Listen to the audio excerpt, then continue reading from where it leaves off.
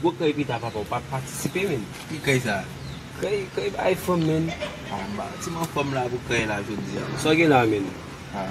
Yon problem la men. Ou mou fe problem.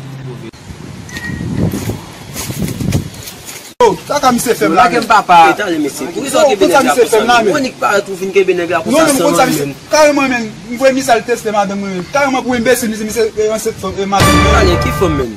Mi se quoi fom nan men. Fom nan di men pou ka toujou sonje men, fom balon bagay pou pa jemble. Mi se quoi si ya men. Allez, qui fom? Jenny men. Oh,